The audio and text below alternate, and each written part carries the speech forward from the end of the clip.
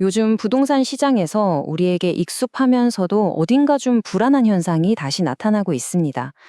네, 바로 그 영끌 현상의 귀환입니다. 지금 아니면 영원히 못 산다. 이 한마디가 지금 수많은 사람들의 마음을 조급하게 만들고 있는 것 같아요. 인생에서 가장 큰 재정적인 결정을 앞두고 이보다 더 큰 불안감이 또 있을까요? 이게 그냥 신문에 나오는 남의 이야기가 아닙니다. 바로 서울에 사는 30대 직장인 신 씨처럼 우리 주변에 있는 평범한 사람들의 현실적인 고민이죠. 전셋값은 계속 오르고 집값도 심상치 않으니 대출을 받아서라도 지금 집을 사야 하는 거 아닐까? 하는 생각 다들 한 번쯤 해보셨을 거예요. 자, 그래서 첫 번째로 살펴볼 건 바로 이 돌아온 영끌 현상입니다. 말 그대로 정말 영혼까지 끌어모아서 집을 사는 사람들이 다시 늘어나고 있다는 거죠. 영끌, 영혼까지 끌어모은다는 이 말 참 강렬하죠. 주택담보대출은 물론이고 신용대출, 퇴직연금까지 정말 동원할 수 있는 모든 자금을 다 끌어모으는 건데요. 그럼 과연 얼마나 많은 사람들이 이렇게 집을 사고 있는 걸까요? 데이터를 한번 보시죠. 이 그래프를 보시면 추세가 한눈에 보입니다. 2022년에 3만 명대로 뚝 떨어졌던 서울의 생애 최초 주택 매수자 수가요, 다시 급격하게 늘어나고 있어요. 근데 정말 놀라운 건 올해는 아직 12월이 남았는데도 이미 작년 한 해 수치를 훌쩍 뛰어넘었다는 사실입니다. 그럼 두 번째 질문으로 넘어가 볼게요. 도대체 누가, 그리고 왜 이렇게 집을 사는 걸까요? 이 현상의 중심에는 바로 30대가 있습니다. 보세요. 올해 서울에서 처음으로 집을 산 사람들의 거의 절반, 49.9%가 30대입니다. 관련 통계를 내기 시작한 이래로 가장 높은 수치라고 해요. 시장을 거의 30대가 집어삼켰다고 해도 과언이 아니죠. 아니, 왜 이렇게까지 서두르는 걸까요? 그 배경에는 복합적인 불안 심리가 깔려 있습니다. 지난 집값 상승 때 놓쳤다는 기회상실 공포, 즉 포모가 있고요. 또 당장 전셋값이 너무 오르니까 현실적인 압박도 느끼는 거죠. 그리고 무엇보다 서울에 내 집 한 채는 있어야 노후가 보장된다는, 어쩌면 우리 사회에 깊이 뿌리 내린 믿음이 이들을 움직이고 있는 겁니다. 세 번째는 바로 정책 이야기입니다. 이런 개인들의 불안한 마음에 어떻게 보면 정부 정책이 기름을 부은 격이 됐거든요. 원래 의도와는 전혀 다른 결과를 낳은 거죠.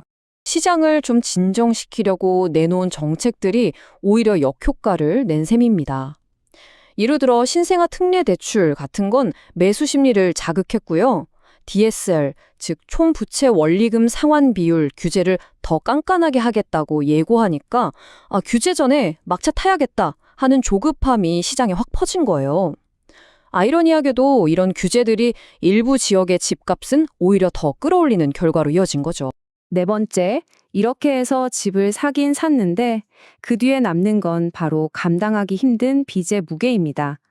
내 집 마련이라는 꿈이 전례 없는 수준의 빚으로 이어지고 있는 현실이죠. 근데 이게 그냥 주택담보대출만 많이 받는 수준이 아니에요. 신용대출, 마이너스 통장까지 다 끌어쓰는 건 기본이고요. 정말 심각한 건 자신의 미래나 다름없는 퇴직연금까지 깨서 집을 사는 사람들이 통계 작성 이래 가장 많다는 점입니다. 말 그대로 미래자산까지 현재로 끌어다 쓰고 있는 거죠. 바로 이 지점에서 아마 모든 영끌족들의 마음속에 떠오르는 가장 무서운 질문을 마주하게 됩니다. 만약에 집값이 떨어진다면 어떻게 될까? 가장 큰 위험, 바로 깡통주택의 위험입니다. 이건 뭐냐면 집값이 내가 빌린 대출금보다 더 떨어지는 상황을 말해요. 이렇게 되면 집을 팔아도 빚을 다 못 갚고 오히려 빚만 고스란히 남게 되는 정말 최악의 시나리오인 거죠. 다섯 번째, 전문가들의 경고를 들어보겠습니다. 이 문제는 이제 한 개인의 재무 문제를 넘어서서 우리 경제 전체의 안정성을 위협할 수 있다는 아주 심각한 경고들이 나오고 있습니다. 전문가들이 가장 걱정하는 건 바로 이 연쇄 반응, 즉 도미노 효과입니다.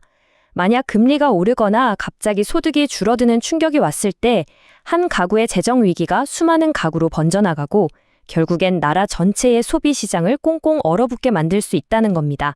그렇다고 전문가들이 무조건 집 사지 마세요 라고 말하는 건 아닙니다. 핵심은 이거예요. 내가 감당할 수 있는 수준이 어디까지인지 아주 냉정하게 따져보고 혹시 모를 최악의 상황에서도 버틸 수 있는 안전판을 반드시 마련해야 한다는 거죠. 이 영끌 현상이 계속되면서 우리 사회는 한 세대 전체에게 던져진 무거운 질문과 마주하게 됐습니다.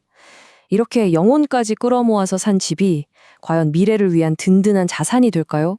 아니면 평생을 짊어지고 가야 할 무거운 족쇄가 될까요?